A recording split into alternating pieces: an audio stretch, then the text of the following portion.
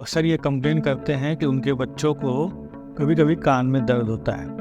और ऐसा जब होता है तो वो रात भर सो भी नहीं पाते। तो समझना चाहिए कि अगर उसके बच्चे को सर्दी जुकाम है तो उस पर ध्यान दें। और अगर बच्चे को सर्दी जुकाम खांसी या गले में इन्फेक्शन के साथ साथ कान में दर्द की भी समस्या है तो वो इसे इमरजेंसी के तरफ। आज हम इस वीडियो में बात करेंगे बच्चों को कान में दर्द अक्सर क्यों होता है। ये हर घर की समस्या है कि उनके यहाँ जिनके यहाँ भी छोटे बच्चे हैं वो अक्सर ये कंप्लेन करते हैं कि उनके बच्चों को कभी कभी कान में दर्द होता है। और ऐसा जब होता है तो वो रात भर सो भी नहीं पाते और ना घर वालों को सोने देते हैं। तो हम इसी टॉपिक पे बात करेंगे कि ऐसा बच्चों के साथ अक्सर क्यों होता है। कान में जो दर्द होना है ये बहुत कॉमन है बच्चों में, और इसका सबसे बड़ा कारण जो है वो है सर्दी जुकाम लगना।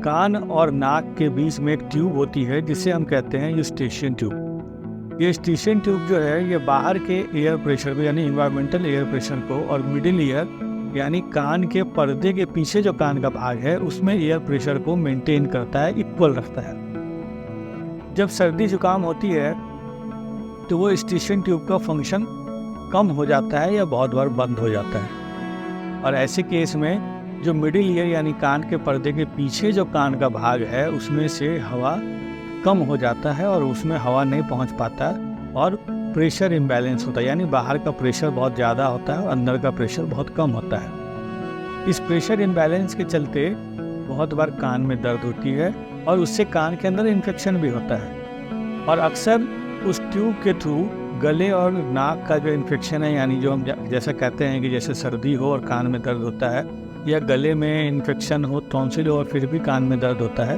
तो बहुत बार वो इन्फेक्शन भी वो उस ट्यूब के थ्रू ट्रैवल करके वो पहुंच जाता है मिडिल ईयर तक। फिर वहाँ पे वो इन्फ्लामेशन कराता है यानी सूजन कराता है, और फिर उसमें सूजन होती है मिडिल ईयर में और वो पर्दे में भी सूजन आ जाती है।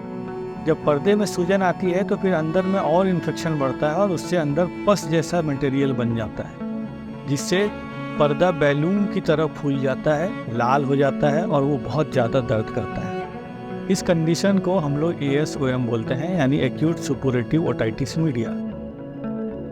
यह एक ऐसा कंडीशन है जिस पर बहुत ध्यान देना जरूरी है, और अगर पेरेंट्स इस पर ध्यान नहीं देते हैं तो ऐसे कंडीशन में पर्दे में छेद हो सकता है, पर्दा फट सकता है और जो कान बहने की शिकायत होती है पस आने लगता है। और ऐसा अगर बहुत दिन रह गया तो वो छेद परमानेंट रह जाता है और उसमें सर्जिकल ट्रीटमेंट भी बहुत बार लगता है। तो ऐसा ना हो इसके लिए बहुत ज़रूरी है कि बच्चे को जब भी सर्दी हो, जुकाम हो, खांसी हो या टॉन्सिल में इन्फेक्शन हो तो उसे इमीडिएटली ट्रीटमेंट दे दिया जाए ताकि कान में इन्फेक्शन ना जाए और कान में दर्द ना हो। इस ASOM के कंडीशन में अक्सर बच्चा सर्दी जुकाम या गले में इन्फेक्शन के बाद दर्द का कंप्लेन करता है, सुनाई भी कम होने के बाद कह सकता है।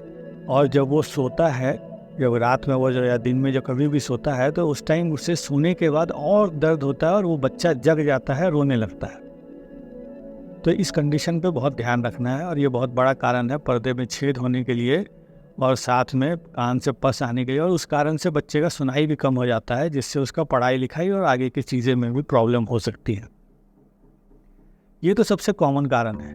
इसके अलावा एक और कॉमन कारण है जो सभी गलती करते हैं, वो है कान की बार बार सफाई करना, बिना मतलब का उस पर कुछ सफाई करना। वो ईयरबड से हो, कोई नुकीली चीज़ से हो या कागज़ से हो, कागज़ का जो बत्ती बनाकर लोग करते हैं। इस कंडीशन में उससे चोट लगने पर पर्दे में भी छेद हो सकता है और उससे कान में दर्द हो सकता है। और साथ में ही जो कान का छेद है उसके बाहरी भाग में छोटे छोटे बाल होते हैं, उसके बाल के ग्रंथि में भी बहुत बार इन्फेक्शन हो जाता है, जिसे हम ओटाइटिस एक्सटर्ना नाम से जानते हैं, और ये बहुत पेनफुल कंडीशन है।